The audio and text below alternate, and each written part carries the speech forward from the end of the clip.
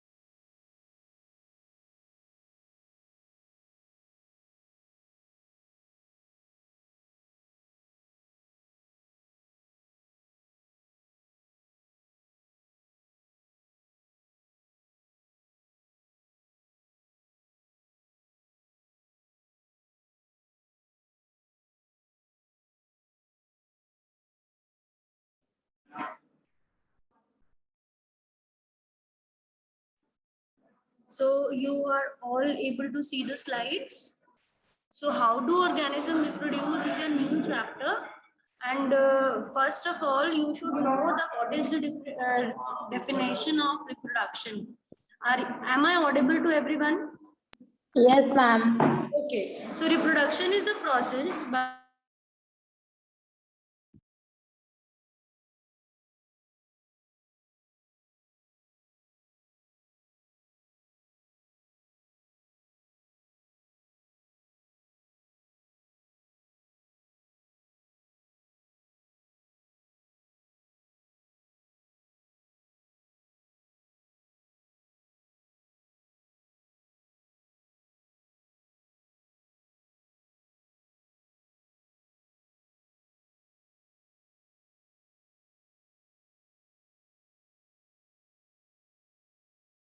reproduction is the process by which the survival is there and increase in the population occurs of the species. If the organism do not reproduce, their population decreases and species extinct.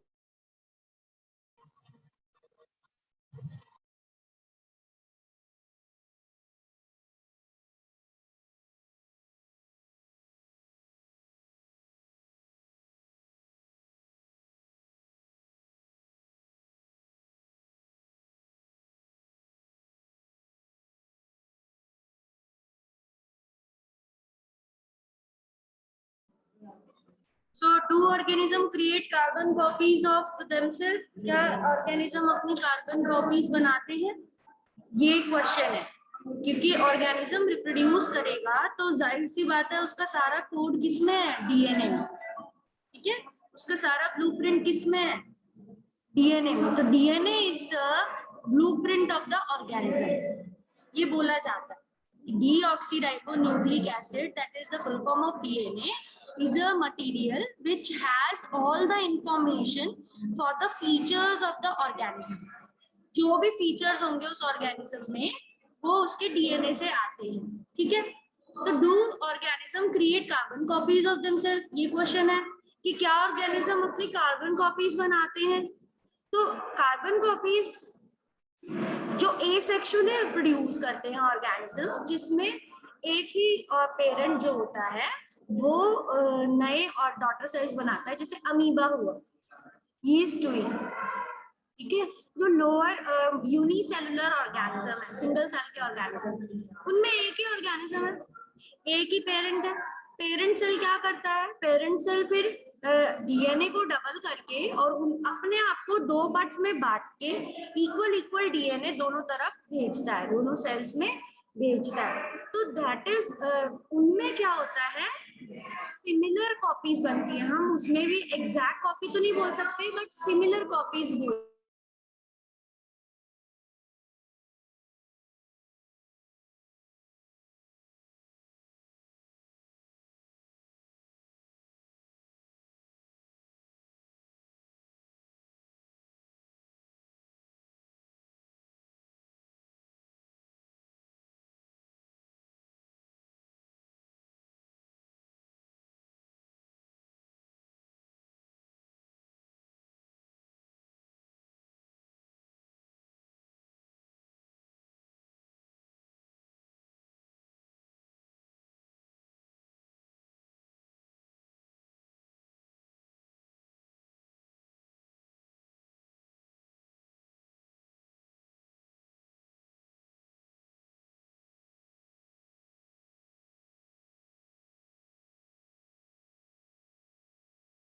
इसमें बच्चों यही बात बताई गई है कि DNA की copies बनेंगी एंड टू सेपरेट सेल्स में वो कॉपीज चली जाएंगी, इक्वल साइटोप्लाज्म जाएगा, and then we can say that organism has reproduce, organism ने रिप्रोड्यूस किया। ठीक है, कैसे होता है ये? जैसे कि मैं अगर डायग्राम बनाऊं, एक अमीबा है, ठीक है, अमीबा के अंदर जो भी साइटोप्लाज्म है वो यूनिसेलुलर ऑर्गेनिज्म है, देन उसके न्यूक्लियस होगा, न्यूक्लियस में उसका एक थ्रेड जैसा स्ट्रक्चर होगा, क्योंकि ये यूकैरियोटिक है, ट्रू न्यूक्लियस वाला ऑर्गेनिज्म है। ये अपने डीएनए को क्या करेगा? डबल करेगा। इसने एक और कॉपी बनानी है डीएनए की, तो यहाँ इसने साइड में एक और डीएनए की कॉपी बना ली। अपना साइटोप्लाज्म भी डबल करेगा, साइटोप्लाज्म डबल करके इसका साइज इतना हो गया और बड़ा हो गया। डीएनए की इसकी दो कॉपीज है ही। अब ये क्या करेगा? पहले तो न्यूक्लियस को डिवाइड करेगा, एक पतला सा नैरो सा बैंड बना के, तो उसमें एक डीएनए इस तरफ रखेगा न्यूक्लियस में, दूसरा डीएनए दूसरी तरफ रखेगा, और फिर बीच से इसको कट करने की कोशिश करेगा। यहाँ से साइटोप्लाज्म भी पतला होता जाएगा, मतलब एक बैंड जैसा बनता जाएगा, और न्यूक्लियस भी पतला होता जाएगा, जिसकी वजह से अमीबा दो सेल्स में बढ़ जाएगा। 8th में एक ऐसी फिगर थी आपकी, डू यू रिमेम्बर? अमीबा की बाइनरी फिजन की एक डायग्राम थी ऐसी 8th क्लास में, जिसमें दो अमीबास बनते हैं, दो डॉटर सेल्स बनते हैं, दोनों में एक एक डीएनए होता है। ठीक है, डू यू रिमेम्बर दिस?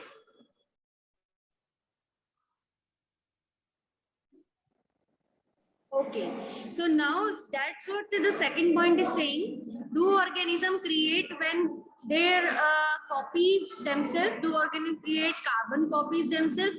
तो कार्बन कॉपीज क्या होती हैं? एसेक्सुअल ऑर्गेनिजम्स बना सकते हैं, दे आर कॉल्ड क्लोन्स। ठीक है, एसेक्सुअली जो ऑर्गेनिज्म रिप्रोड्यूस करते हैं उनको क्लोन्स भी बोला जाता है, बिकॉज उनका डीएनए मैक्सिमम सेम होता है, their DNA is maximum same. Is it clear? But still हम ये नहीं कह सकते कि एग्जैक्ट डिट्टो सेम है, there is some differences, but वो इतना फर्क नहीं करते, they don't make any difference, any such difference.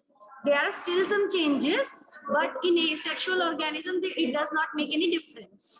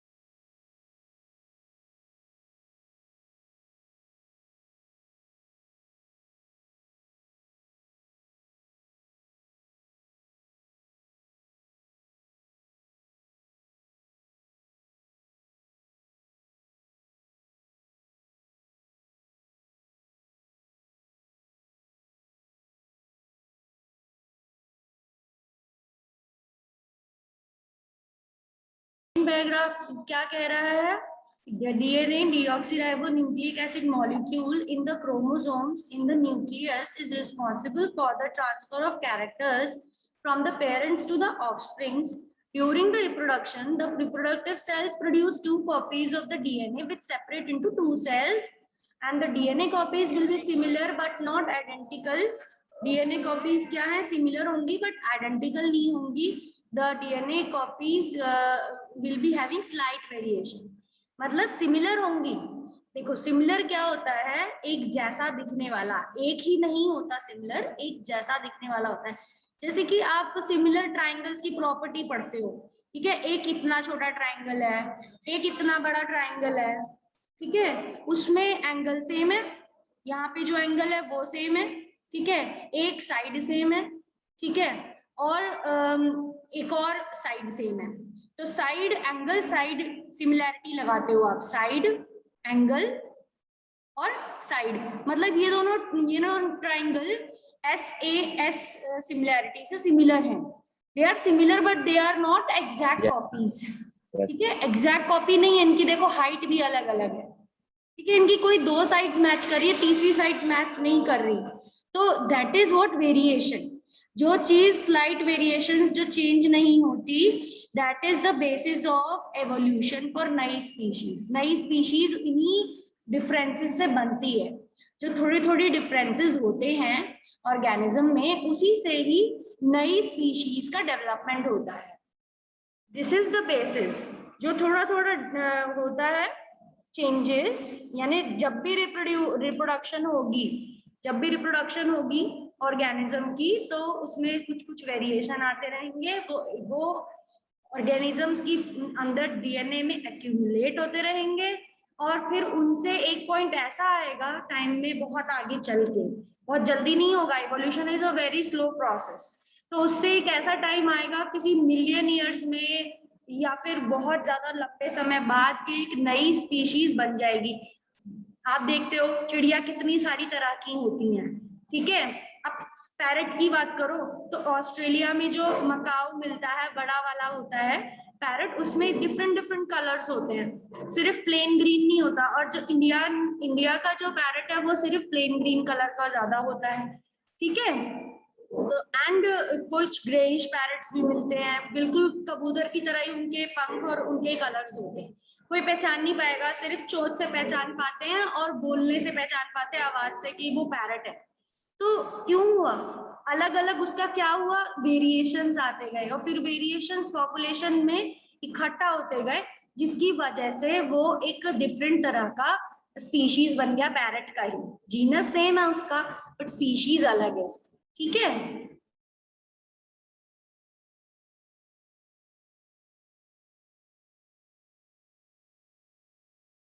Clear हुआ बच्चों? Yes, ma'am. Okay, so now we will move to the next point, third point. What does third point say? The DNA copying during reproduction is important. ठीक है? DNA copy करना reproduction के बाद important है. For maintaining the body design, इससे body design maintain रहती हैं. of different organisms to survive in the existing environment, और उसी बॉडी डिजाइन से वो अपने इन्वायरमेंट में सरवाइव कर पाता। अब जैसे कोई ट्री है, तो ट्री इतना स्टर्डी होता है, इतना रफ और टफ होता है, क्योंकि उसके पास कितने सारे डेड सेल्स होते हैं। You remember sclerenchyma dead cells, dead tissues होता है, तो वो उसके वुड में होता है। अब उसके ट्रंक में इतनी मजबूत होती है उसकी ट्रंक कि वो बिल्कुल खड़ा रहता है, चाहे कितनी भी बारिश हो, कितनी भी आंधी तूफान आए। जब बहुत ही ज्यादा, अगर बहुत ही ज्यादा प्रेशर हो तो तभी उखड़ता है, रूट्स भी उसकी बहुत डीप में जाती हैं। तो किसी कहने का मतलब ये है कि वेरिएशंस का इम्पोर्टेंस क्या है। पहली लाइन क्या कह रही है, डीएनए कॉपी होगा रिप्रोडक्शन के वक्त और उससे बॉडी डिजाइन मेंटेन होगी, मतलब पेड़ का बीज बड़ा होके पेड़ बनेगा, ठीक है। ह्यूमन का बेबी बड़ा होके ह्यूमन बनेगा। अब वो क्यों है, बिकॉज उसके डीएनए में वैसा कोड है। अब आम का पेड़ बनेगा और केले का पेड़ बनेगा, बिकॉज उसके अंदर उसका डीएनए अलग है। There is some differences that it will provide one type of fruit and other one will provide other type of fruit, ठीक है, other type of plant. So these all things, these all characters are inside the DNA of an organism. Existing environment में वही DNA उस organism को able बनाता है ताकि वो उस अपने इन्वायरमेंट में अच्छे से रह पाए, ठीक है, अच्छे से सरवाइव कर पाए। तो डीएनए इतना जरूरी है, बिकॉज डीएनए ने ही बॉडी डिजाइन बनाई है। किसी की हाइट कैसी कितनी है, किसी के बाल किसी अलग टेक्सचर के हैं, किसी के स्किन कलर अलग है, तो these are all human features which are decided by the DNA. And constantly environment तो कॉन्स्टेंटली चेंज होता रहता है। There is weather, there is climate. Weather मतलब कम सा मतलब 2-3 दिन का मौसम, बट क्लाइमेट क्या है, फॉर मेनी ईयर्स, ठीक है, not years, for many seasons. जैसे रेनी सीजन है, कभी आपका 3 मंथ तक रेनी सीजन रहता है, 3 मंथ तक आपका गर्मियां रहती हैं, फिर 3 मंथ तक 4 मंथ तक आपकी विंटर्स रहती हैं, स्प्रिंग आती है। These are what climate, that are climatic condition long term. तो एनवायरमेंट हमेशा क्या होता रहता है, चेंज होता रहता है। तो उस हिसाब से अगर ऑर्गेनिज्म अपने आप को उस एनवायरमेंट में, चेंजिंग एनवायरमेंट में एडजस्ट नहीं कर सकता, तो ऑर्गेनिज्म क्या हो जाएगा, एक्सटिंक्ट हो जाएगा, ठीक है। द ऑर्गेनिज्म कैन एक्सटिंक्ट, मतलब उसकी लाइफ खतरे में है, उसकी पॉपुलेशन खतरे में है, इट कैन गेट एक्सटिंक्ट। अब ग्लोबल वार्मिंग हो रही है, ग्लोबल वार्मिंग सबके लिए खतरा क्यों है, बिकॉज ग्लोबल वार्मिंग की वजह से जब अर्थ का टेम्परेचर राइज करेगा, बहुत सारे ऐसे ऑर्गेनिज्म होंगे जो उस पर्टिकुलर एनवायरमेंट में, उस पर्टिकुलर टेम्परेचर पे नहीं सर्वाइव कर पाएंगे, तो उनकी स्पीशीज को खतरा है, स्पीशीज कैन गेट एक्सटिंक्ट, ठीक है। तो इसीलिए बोला जा रहा है ज्यादा पेड़ लगाइए, ज्यादा ऐसे अल्टरनेटिव्स यूज करिए जिससे कि क्लोरोफ्लोरोकार्बन्स ज्यादा बाहर ना आए इन्वायरमेंट में, ठीक है। क्यों, because they are all these things, polythenes को नो प्लास्टिक कहा गया है। तो because these are non biodegradable chemicals, ऐसे केमिकल होते हैं जो नॉन बायोडिग्रेडेबल होते हैं, ओजोन को डिप्लीट करते हैं, एंड उसका फिर असर ह्यूमन और अदर ऑर्गेनिज्म की पॉपुलेशन पे ही आता है। तो एवरीथिंग इज कनेक्टेड, हर चीज कनेक्टेड है, यानी इन्वायरमेंट चेंज होगा तो उसका असर किस पे आएगा, ऑर्गेनिजम्स पे ही आएगा। तो ऑर्गेनिज्म को सरवाइव करने के लिए देयर इज अ चांस, पर ऑर्गेनिज्म के पास एक चांस है, एक अपॉर्चुनिटी है कि अगर उसके डीएनए में रिप्रोडक्शन के वक्त अगर उसके डीएनए में कोई ऐसे वेरिएशंस आए जिसकी वजह से उसके अंदर कोई अच्छी क्वालिटी आ गई, कोई एक बेटर अडेप्टेशन उसके अंदर आ गई, अच्छी क्वालिटी, बेटर अडेप्टेशन आ गई, जिसकी वजह से वो चेंजिंग एनवायरनमेंट में भी अच्छे से ग्रो हो सकता है, देन उसकी पॉपुलेशन बची रह जाए। This is a scope, this is a scope for evolution. DNA variations are the scope for evolution, ठीक है। जैसे हम कोई सब्जेक्ट पढ़ते हैं, हम पूछते हैं कि इसका आगे जाके क्या स्कोप है, तो मतलब हम क्या क्या कर सकते हैं इसके अंदर, तो वेरिएशन भी एक ऐसा ही स्कोप है। वेरिएशंस अगर बेटर हो गए सर्वाइवल के लिए, then it will be getting inherited generation after generation, and the organism will survive in the changing environment. If there are variation in some individuals of a species, they may be able to survive the changes in the environment. That's what I was saying. यही मैं कह रही हूँ, ठीक है, जो यहाँ लिखा हुआ है. Then so variations in the species is necessary for survival. इसी वजह से variations क्या है, necessary है survival के लिए, survival of the organism के लिए and different species के लिए, and for the evolution of new species. जो existing species है उनके लिए भी वेरिएशन, अगर उनके डीएनए में वेरिएशन आता है तो वो भी उनके लिए बेनिफिशियल है, और इन्हीं से ही वो एक नई स्पीशीज में कन्वर्ट हो सकते हैं after later on, after we can say long time, बहुत टाइम तक अगर वो चेंज अपने आप को करते रहे उनके डीएनए में इस हद तक वेरिएशन हो गए कि वो नए स्पीशीज बन गए हैं, तो इसी को क्या कहते हैं, एवोल्यूशन कहते हैं, नया स्पीशीज बनना, the rising of new species. ठीक है, अब देखो जैसे यहाँ एक फ्लो चार्ट सा दिया हुआ है, यहाँ पर पहले वाले में कुछ एक स्पेलिंग लिखी है, पास्ता टाइप लिखा है बुक के कवर पे, फिर उसको कॉपी करा है, फोटो कॉपी करा है, तो 2 डॉट्स तो उस पास्ता के नीचे सही आए हैं पर लाइटर शेड में आए हैं और 1 डॉट आया ही नहीं है.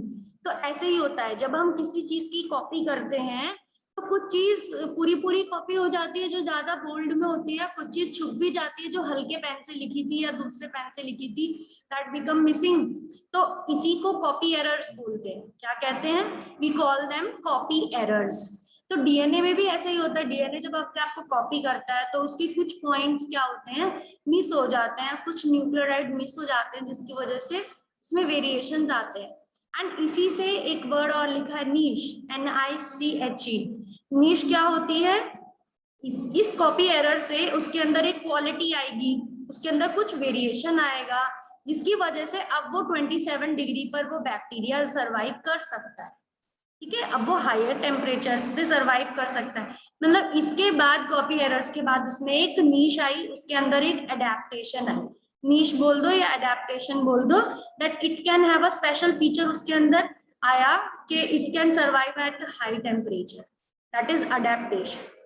ठीक है, एंड कॉन्सिक्वेंस क्या हुए, डीएनए कॉपी एरर से वेरिएशंस आए, एंड वेरिएशन हो सकते हैं गुड और बैड. इंडिविजुअल्स के लिए वेरिएशन दोनों तरीके से हो सकते हैं, गुड भी हो सकते हैं, बैड भी हो सकते हैं. एंड अगर वो ज्यादा अमाउंट में आ रहे हैं, स्पीशीज में आ रहे हैं, तो वो गुड हैं. जैसे कि कैक्टस है, कैक्टस ही एक ऐसा ऑर्गेनिज्म है, डेजर्ट में रह सकता है, यहाँ डायग्राम बना हुआ है कैक्टस का, तो उसके अंदर एक ऐसे वेरिएशन आए हैं. कैसे कैसे वेरिएशन होते हैं कैक्टस में, do you know what are the adaptations of cactus plant? Can anyone tell me in the class?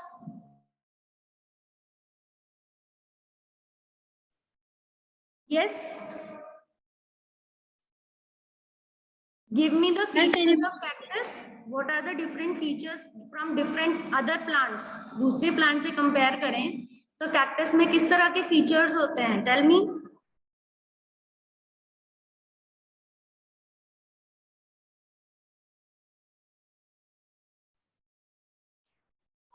Tell me. Ma'am cactus पानी को स्टोर भी कर लेता है. कैक्टस पानी को स्टोर कर लेता है, गुड. कैसे स्टोर करता है, कहाँ स्टोर करता है पानी को कैक्टस?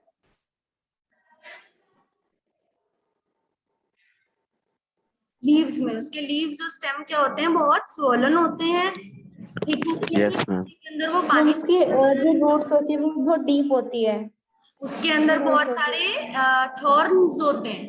जो उसकी लीव्स होती हैं वो थॉर्न्स में बदल गई होती हैं, कांटेदार होते हैं. डू यू रिमेम्बर, आपने देखा है, have you seen? Yes ma'am.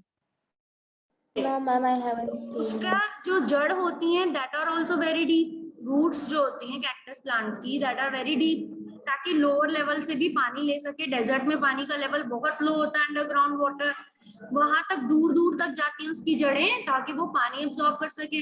दिन में अपने स्टोमेटास क्या करेगा कैक्टस, स्टोमेटास दिन में उसके बंद रहते हैं, बिकॉज दिन में क्या है, यस. लाइट है, हीट है, तो उसके वाटर इवापोरेशन यस मैम. से पानी मिला है तो वो उसको बंद रखता है दिन में. रात को खोलकर तब CO2 लेता है. Okay, This was in Yes, the ma'am. previous chapter also.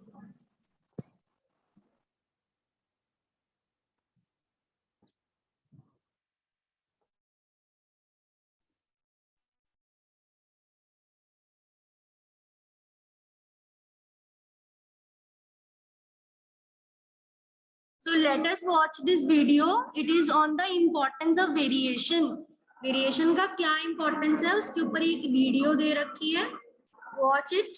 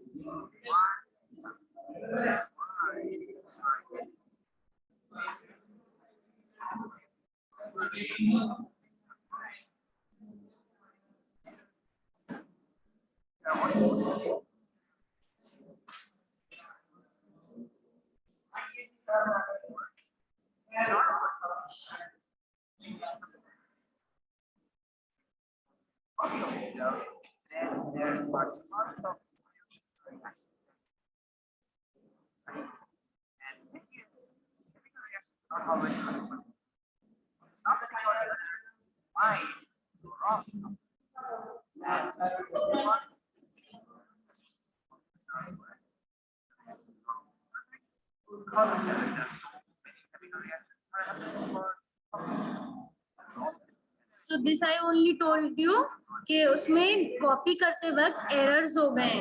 There are errors.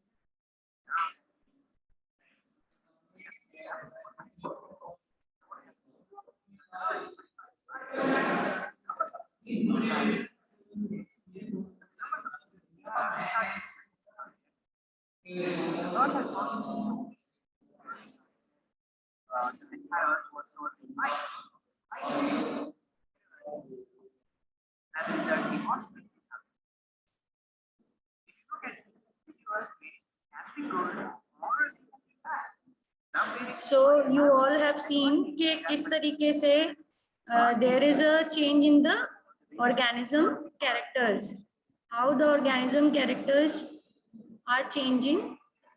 You all have seen that, and this is the basis for evolution. यही क्या है, evolution का basis है, ठीक है.